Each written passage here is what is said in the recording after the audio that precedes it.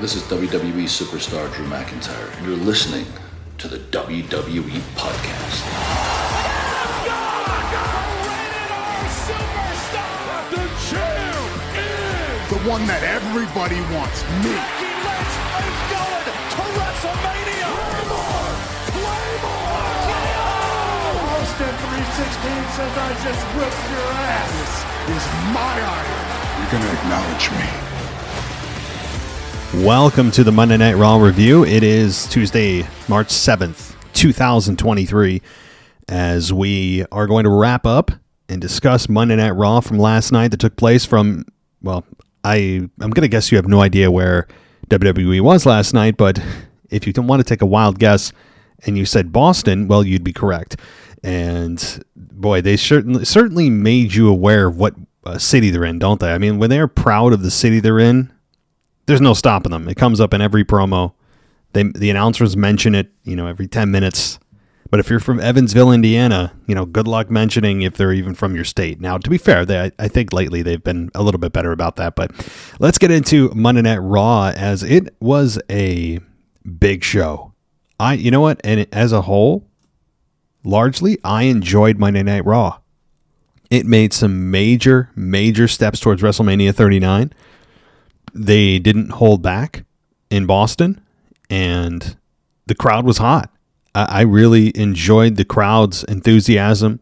They were hot most of the night. They kept their energy up, and I think that they really added to the presentation Monday night. And man, where do we even start? Let's just start at the top of the show, because if I start dodging all over the place, I'll probably forget something. And let's start with what opened the show. And what opened the show? Well, we got Heyman and Sami Zayn arriving, and Heyman said that Sikoa would solve the Kevin Owens problem during Raw, while Jimmy would solve the Zayn problem once and forever, which was weird. You mean once and for all? I've never heard anyone say once and forever. I don't know. So Kevin Patrick and Corey Graves come on on our televisions, and then Kevin Owens makes his way to the ring for a match, and we got Solo Sikoa versus Kevin Owens right off the bat, and this was a nice match. It ended with a DQ because of Jey Uso. It was about 11 minutes and change. The finish was Owens avoiding Sikoa, who was charging him. He hit his head on the ring post. Owens put him down with the DDT, and then Sikoa fought back and missed Owens in the corner again, this time running his shoulder into the post. Owens knocked Jimmy off the apron and then performed a cannonball on Sikoa, and then Owens performed a swanton, and that's when Jimmy broke it up. Now, the winner of this match isn't so much what's at stake here. It's the after-match antics. It's what Roman Reigns has declared the mission of the Bloodline, and that is to take out Sami Zayn, take out Kevin Owens. It's about abiding by his orders, and winning a match, it doesn't exactly take care of a problem. I mean, when you say take care of a problem, you mean you're going to beat the person into a bloody pulp.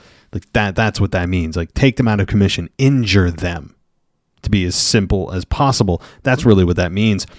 And so Jimmy and Solo Sikoa brought Owens to ringside. They put him on the broadcast table. Sikoa went to the timekeeper and set up for a move, but Sami Zayn came out and attacked Jimmy. Sikoa dropped down to go after Zayn, who ran him into the ring post. Then Zayn grabbed a chair, and we had Sikoa and Jimmy run off. So Sami still has yet to get any chair shots on the Bloodline. It's frustrating, but I like how they're even making you wait for that. And then Zayn entered the ring, looked down at Owens. He extended his hand, and Owens just opted to roll out of the ring rather than accept the gesture from Zayn. So once again, Kevin Owens refuses to accept the alliance between himself and Sami. And, the DQ finish wasn't my favorite, but I understand why they did it. Neither man can really afford to lose. I think Solo Sikoa undefeated since being debuted into the bloodline? He might be. So, you couple that with the fact that Kevin Owens and Sami Zayn are likely going to be at a tag match with the Usos, and neither can afford to lose. So, that does make sense for a DQ finish. And I wouldn't hate DQ finishes if they weren't so overused. But again, it's not about the match. The match was fine. It was about the after-match antics and the slow burn of having Kevin and Sami unite together to fight the bloodline. All right, then we got footage airing of Bobby Lashley and Uncle Howdy from SmackDown, and Lashley stood on the backstage ring set and told Wyatt he's tired of the kids' games, and he went to SmackDown to face him man-to-man. Lashley asked what would it take for Wyatt to face him like a man, and that's when the Wyatt logo flashed. So that's it. You can tell that they don't have a whole lot of stock in this program as the fans are. I mean, I don't know. Again, it's not exactly their fans' first choice. It doesn't seem like it's WWE's first choice, given how much time they're giving to this, which is very minimal. And I hope that Wyatt and Lashley over-deliver. I truly do. It just feels like it's out of left field. There's nothing to build on. It's kind of ho-hum. Lashley's not good on the mic. Wyatt has not had a good match since he returned. The stars are not aligning at all. But sometimes that means you're due. So I hope for both men that they have they suddenly just pick it up. That the promos land in the next few weeks, and that by the time WrestleMania rolls around, fans are like, all right, cool. Yeah, I'm ready to see, I'm ready to see who wins. I'm ready to see this match. But right now it's not great. So Byron Saxton then interviewed Carmella about her match with Bianca, and Carmella said that beating Belair would get her added to the Raw Women's Championship at WrestleMania. Chelsea Green showed up and applauded Carmella, and that's how they ended up in a tag team match. Or not a tag team match, I'm sorry. It was Chelsea Green accompanying Carmella to her match against Bianca Belair. And again, non-title. And the match was, you know what? Here's what I'll say before the match comments. The actual entrance of Carmella and kind of the rebranding, a bit of a rebranding of Carmella, is something I'm down for. Carmella forever was just the smack talking, moonwalking, Staten Island princess or whatever, and she still comes out and does the moonwalk, which I'm fine with because it's something unique and not a lot of the women can do it or try it or whatever. It's different. But the music, I think, is what has really helped her, and the attitude and the change of attire and the change of hair color. Subtle things, you add them all up, and you've got kind of a brand new Carmella to some degree, and I'm all for it. I think Carmella is right now just kind of a utility player. She's there to put over the women that are actually having programs at WrestleMania, and that's okay. There's a place for that. But I think there's more to Carmella than meets the eye right now. And I have always, honestly, not have always, but more times than not, I have been on the side of the fact that Carmella has more to offer. And we saw it in her first run as SmackDown Women's Champion. Remember that years ago? I don't know. I'm not advocating for her to become champion, but I'm saying she, can pop in and out of the main event picture maybe sometime in this year. Maybe in late spring, summertime, whatever it may be. All right. But this matchup, obviously, there was no doubt in your mind, my mind, anyone's mind, that Bianca Belair was going to get the victory. She absolutely should. She absolutely needs to. But it wasn't, again, about that. It was, again, about the after-match antics, and that's when Asuka came out after Green attacked Belair. Asuka made the save, sprayed the mist in the face of Green, and Carmella ducked out of the way. And Bianca and Asuka had a bit of a stare down. Asuka chants broke out, and Belair nodded back and smiled before getting back to her feet. Both women looked at the WrestleMania sign, and of course, Patrick said it was a moment of respect. I'm not a big Patrick fan. Okay, Kevin Patrick doesn't do it for me. As I said And this past week especially, he felt like everything he says is so exhausted. He feels like he is, I don't know. I just don't like his delivery. Just the way I feel.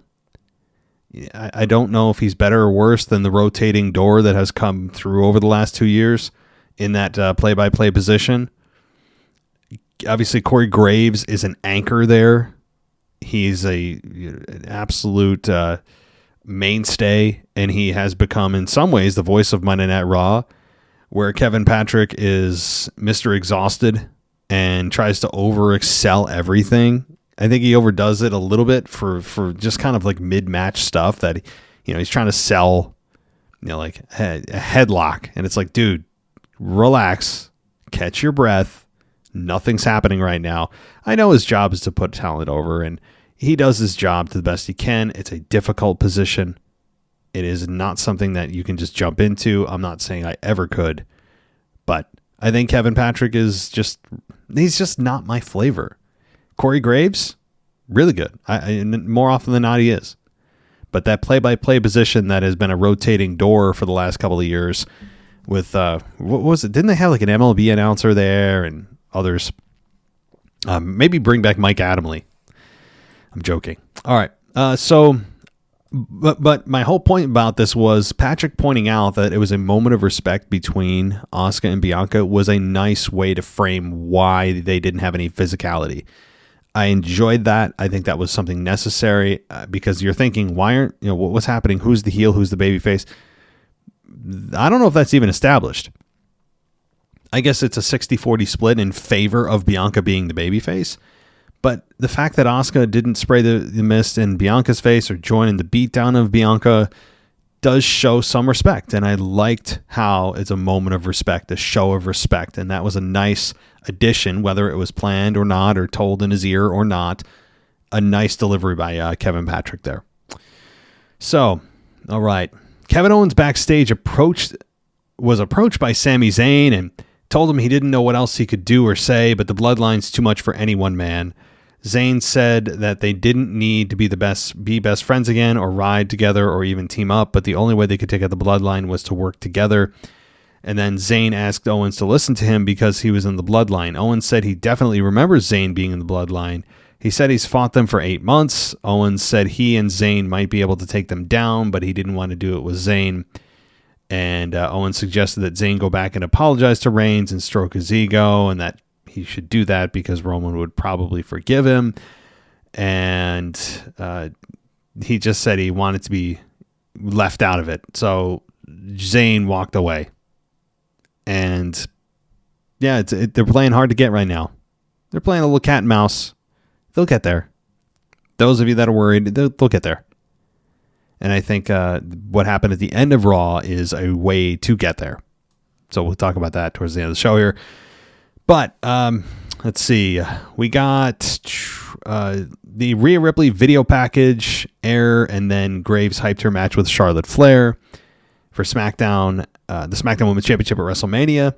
The Miz stood in the ring and was introduced by Mike Rome, and that's when we got Logan Paul and Seth Rollins. And boy, the fans really were into Seth Rollins here. And I don't know what's more over. And I don't know who's more over. Is the music is that entrance music of Seth Rollins over, or is he actually over as a babyface? I don't know. I mean, I say that half serious because had it not been for his entrance music being super catchy and the fans being able to play sing-along, would this have happened for Seth? If he just kept his same music, I doubt it. Really. I mean, he's wearing still obnoxious outfits that have now become magically endearing, which I am fine with. His outfits give him personality. They're wacky, but like just ridiculous and funny at the same time. But I don't know. I mean, like you take his music out of it. Are the fans really cheering for him, or do they just want to, again, do show and tell? Like, is that what they want to do? I don't know. I'm not questioning the fans' loyalty to Seth.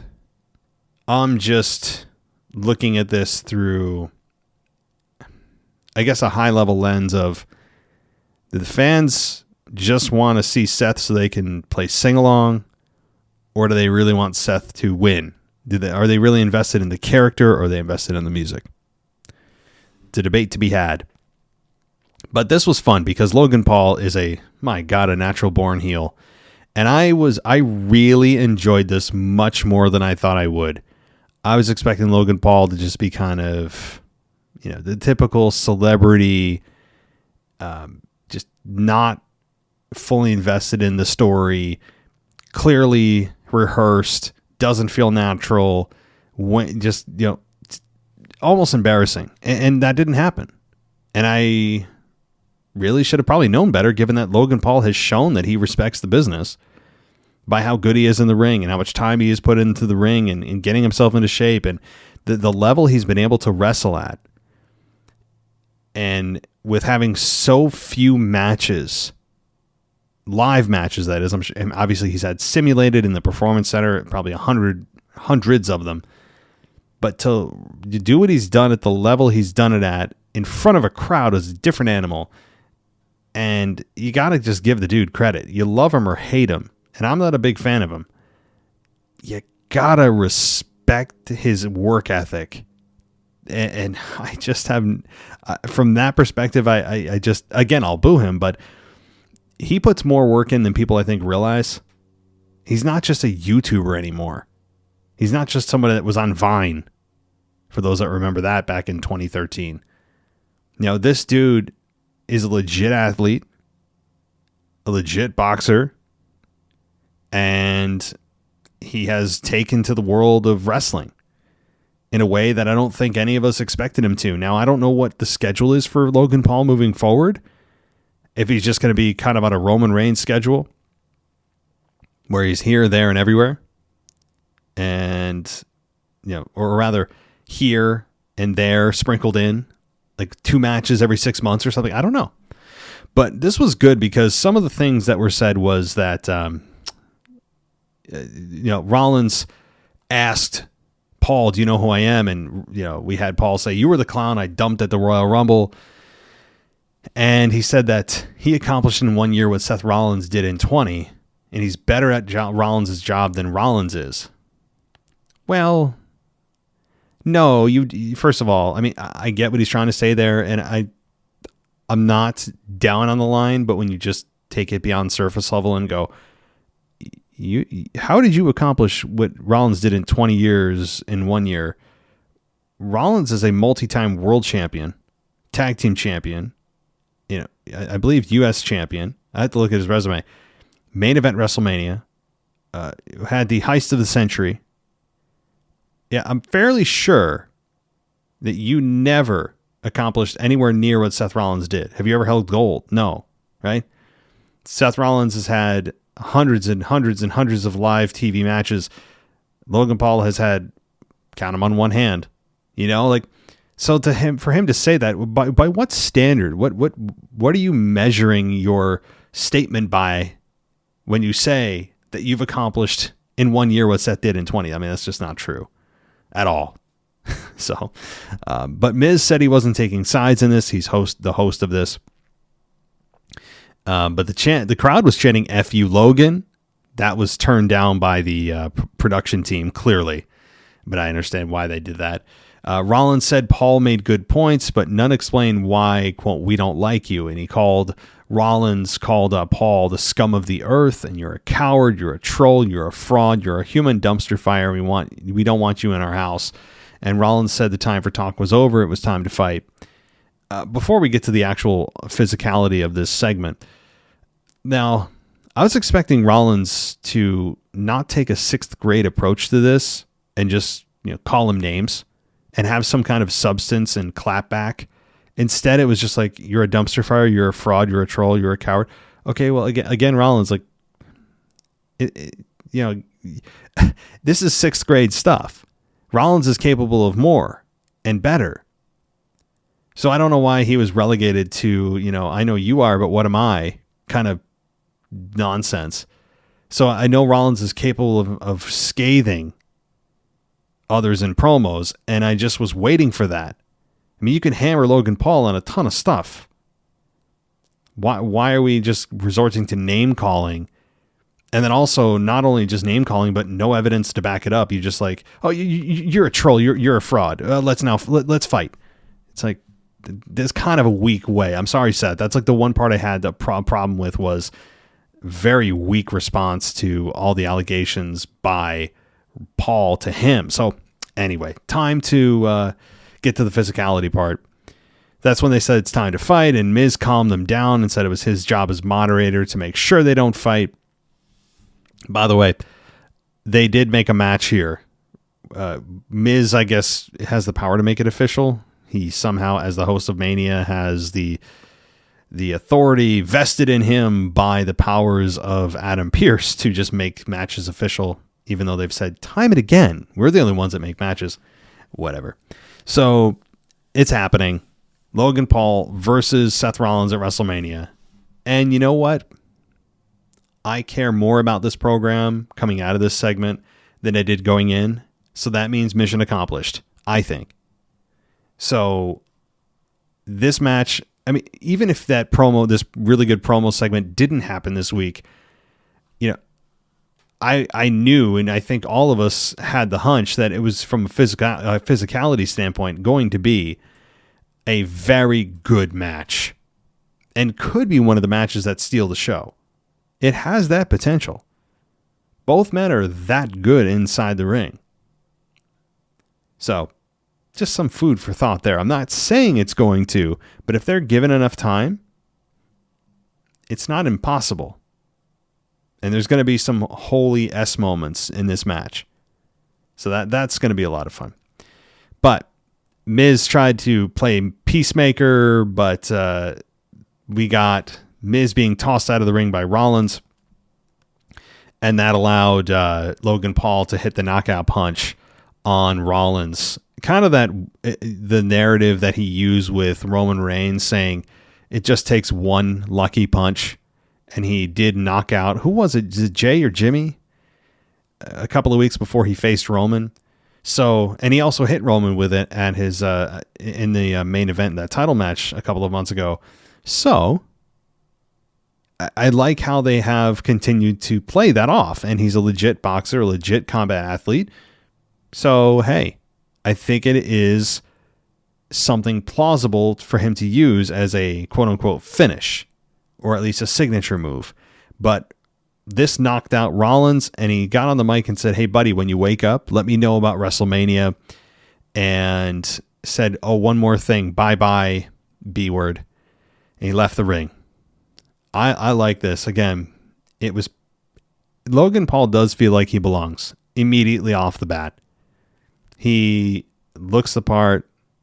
He is going to continue to get more comfortable on the microphone, which is where most people struggle at the beginning, but he seems to be taking to it quickly. He's great in the ring. There's really no downside here for Logan Paul as a heel. He's so easily dislikable. It almost makes you wonder how the hell they ever try to position him as a babyface. I mean, I saw right off the bat that was a mistake, and boy was it, because now you turn him heel and he is flourishing. So, okay. Then we got Omos versus Dolph Ziggler. And after the match, MVP joined Omos in the ring, and MVP said Omos is the only hype he needs. MVP said Lesnar should have never put his hands on him and claims that Omos would tame the beast at WrestleMania. So that's it. That's it. I mean, there's just, again, very little build for Wyatt and Lashley, and also Lesnar and Omos this week. The two matches that fans are just groaning about, they just did the bare minimum to remind you they even still exist, which I think is smart. So, Maxine Dupree was shown with Mansoor and Mace, admiring someone off camera, and Baron Corbin entered the picture and assumed she was talking about him. He spoke about how bad things have been going for him lately. And we were talking about him, said Mansoor, and the camera turned to show Otis and Gable posing. Dupree told Corbin if he took Gable out of the picture, she would consider taking him on as a client, and Corbin told her to consider it done. So Corbin is now involved with Maxine Dupree. Yeah, Corbin is a lost puppy. All right, backstage, Jimmy backstage Paul Heyman told Jimmy that he's the one who's going to take out Sami and solve the Sami Zayn problem. And Heyman said that Jimmy is the one who will make sure Roman Reigns never has to hear the name Sami again. So here we go. Not the main event, but Finn Balor versus Johnny Gargano. Johnny Gargano is not exactly on the run that we all hoped he would have at this point.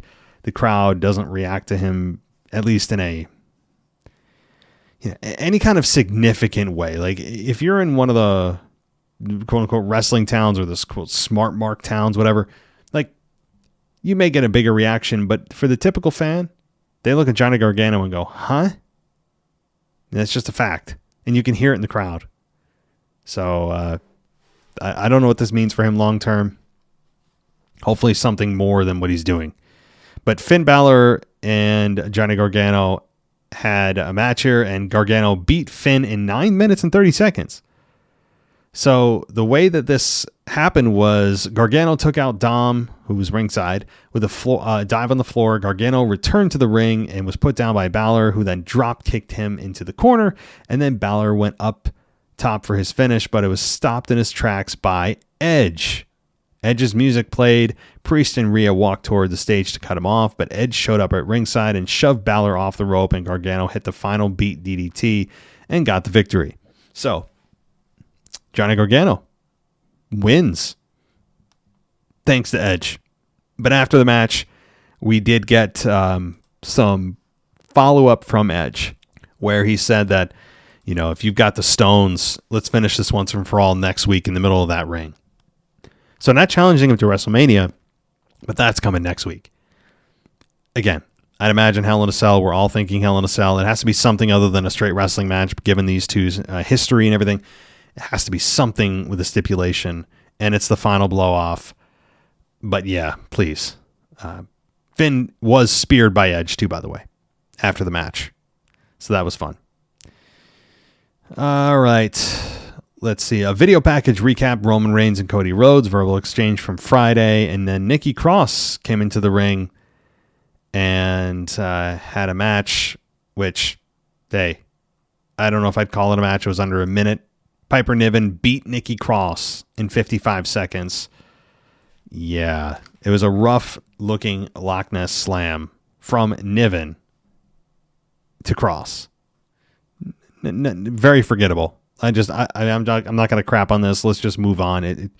It didn't exactly strike a chord. It was short. It was sloppy. Let's move on.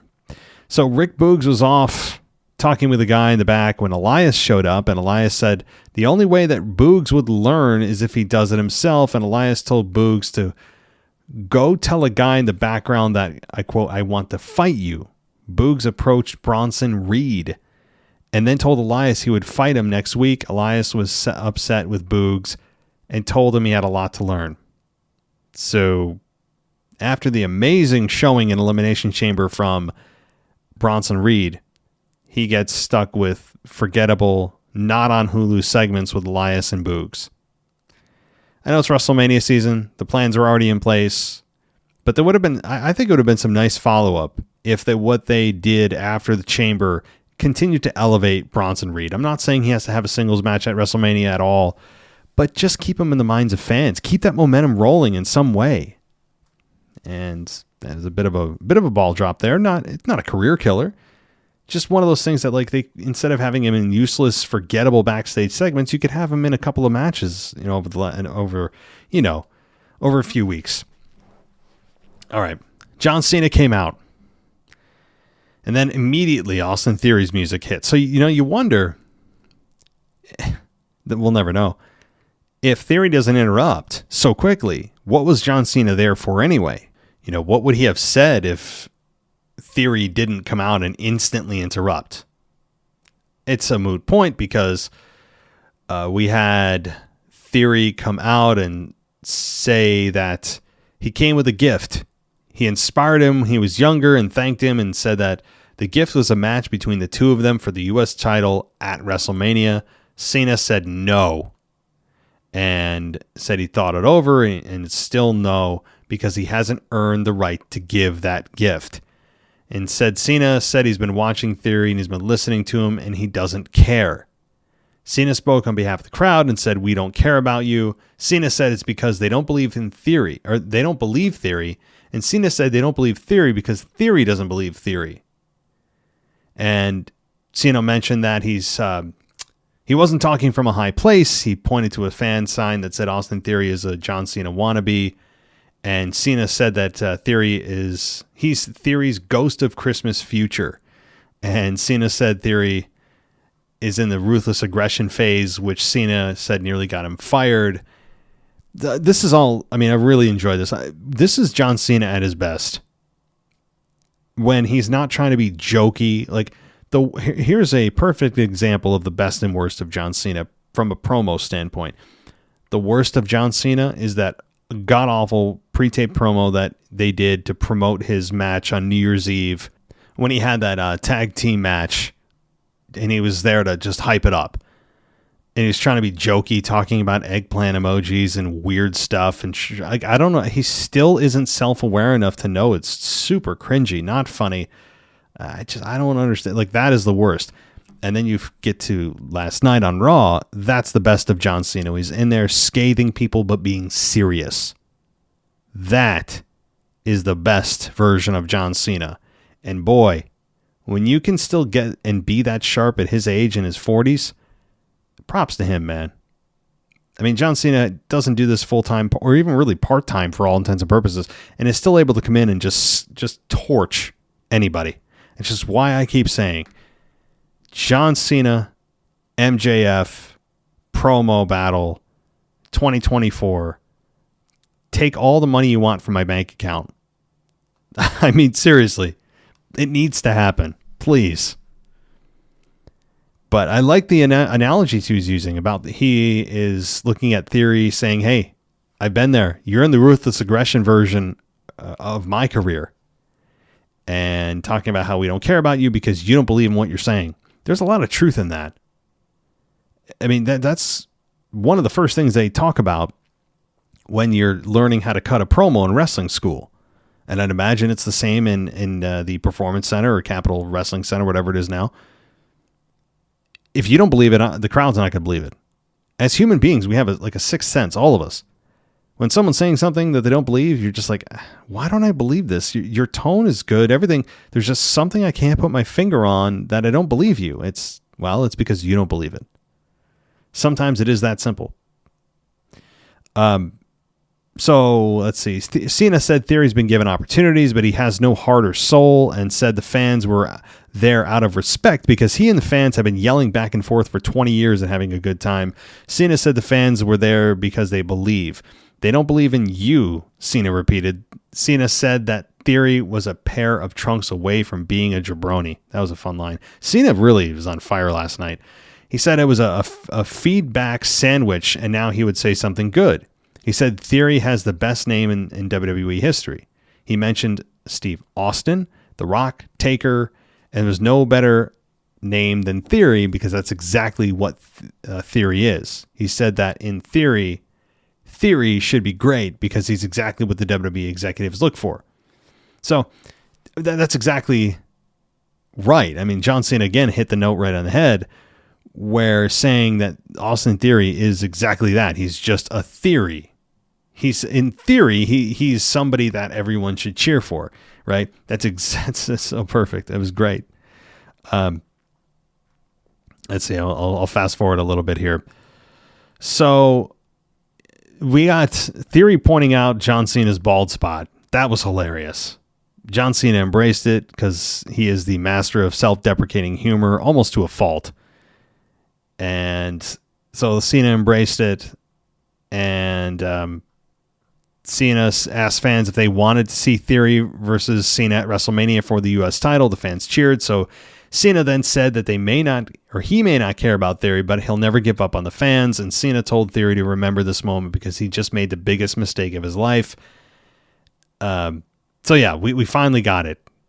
We got an absolute just classic Class A promo from John Cena. destroying Austin Theory. It was great. It was great. And John Cena, for all of his faults and all his 5 moves of doom and all that, is still, I think, he is one of the greatest of all time. I guess they don't even introduce him as like one of the greatest of all time. They've just, the announcers just kind of have landed on he is the greatest of all time, because before the segment happened, they said the greatest of all time up next. Well, wait, no. You forgot a couple of words. One of the, not the greatest, right? Because that would push aside so many greats. But they've just landed suddenly on, and this isn't just last night. This is over the last couple of years. I've noticed they've just decided he's the greatest of all time. There's no one of. You'll notice that. Not a huge gripe, but just something I'm like, I don't know. Just a quick note, a quick little note there, but it's official. So Cena and Theory, 1-on-1 for the U.S. title at WrestleMania. And, I wouldn't count John Cena out here of winning the title, but anytime a legend comes back just for Mania season and they're in a title match, yeah, very, very, very unlikely that returning star is there to win the belt. They're there to help further the company. They're in the give back mode of their career. They're there to have a really good match and help further the company and help further their younger and upcoming stars that can use that victory over the big star at WrestleMania to continue to springboard their career forward, and it'll be a staple win on their resume. That's exactly, I think, why Cena's brought back. I think Cena would want that. And so that's just my thought. I mean, is there a chance that John Cena could win? Yes. But John Cena talking about how if he wins, everything goes away for Theory was a nice kind of a way to put the pressure on Theory. All right, we're almost done here, guys. Chad Gable with Otis versus Corbin happened, and Gable, guys, you ready for this? Chad Gable beat Baron Corbin. Can you believe it? I mean, breaking news. Chad Gable won a match. I'm not kidding. Probably the first time in 4 or 5 months. And he beat him with an ankle lock.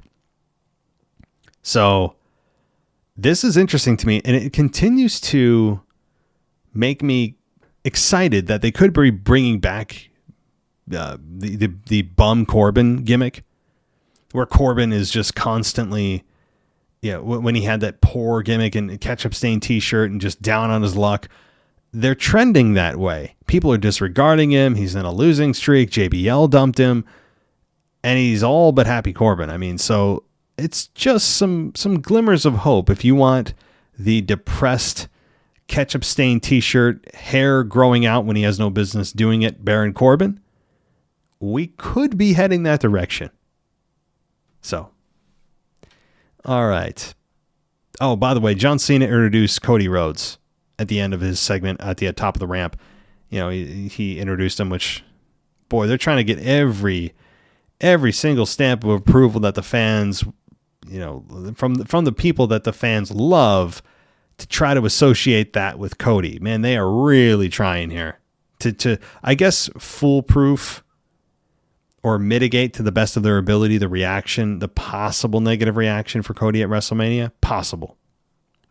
But, all right, we got Becky, Lita coming out, and sparing you the details of this, it led to Lita, Becky, and Trish in the ring, and we had Bayley come out with Damage Control,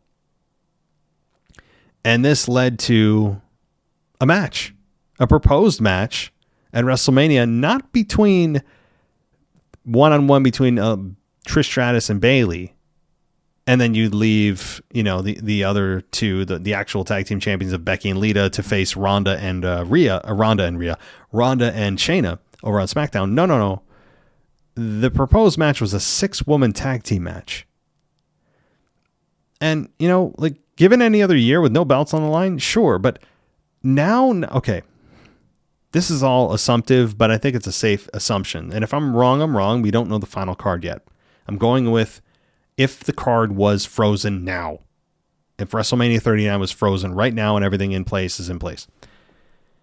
If they're going to bring back the women's championships, have Io, Sky, and Dakota Kai take them and then essentially become irrelevant, as all women's tag team champions have done in the past.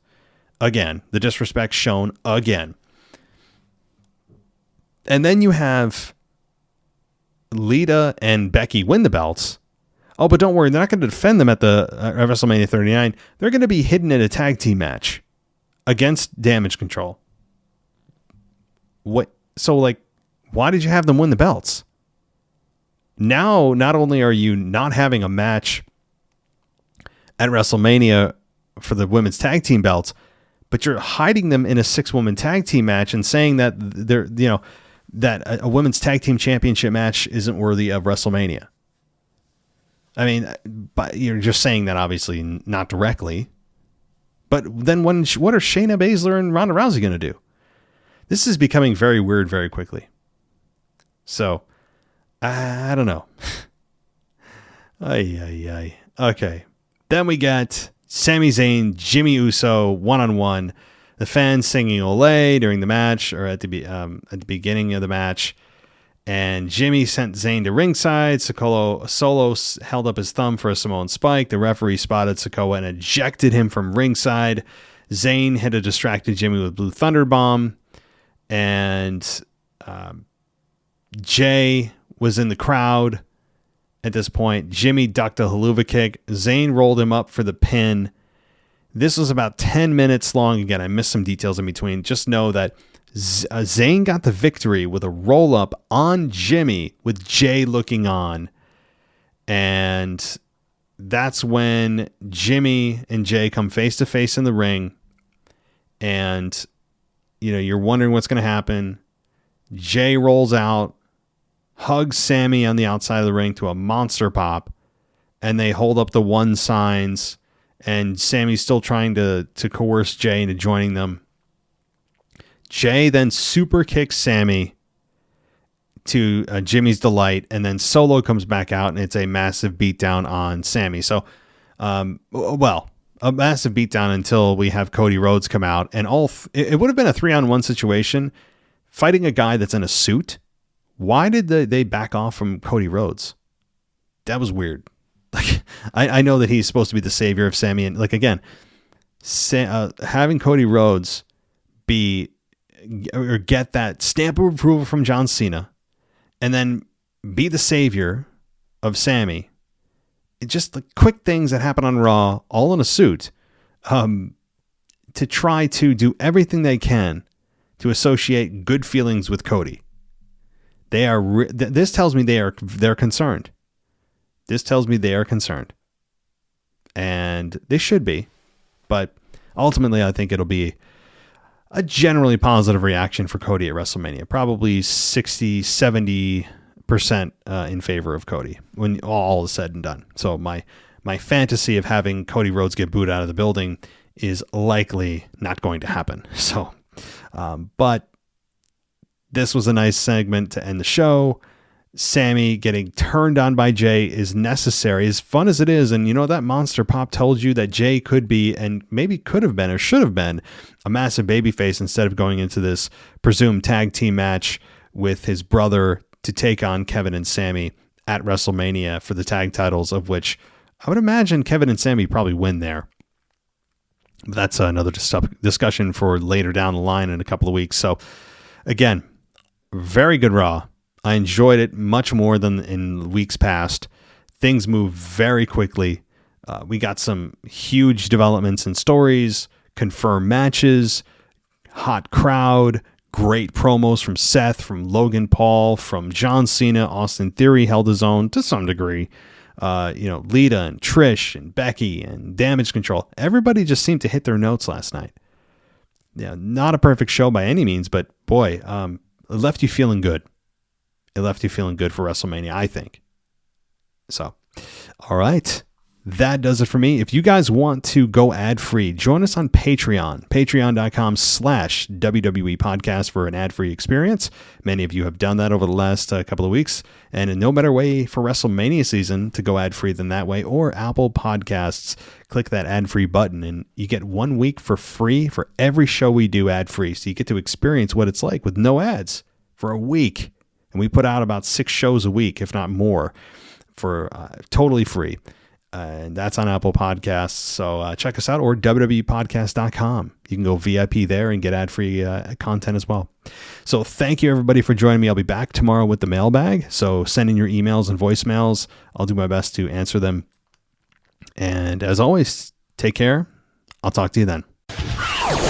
Thanks for listening to the WWE Podcast. Don't forget to subscribe on your favorite podcast app so you don't miss a show, or head to WWEpodcast.com. And for all of these shows ad-free, head over to patreon.com/WWE Podcast. Until then, we'll see you next time.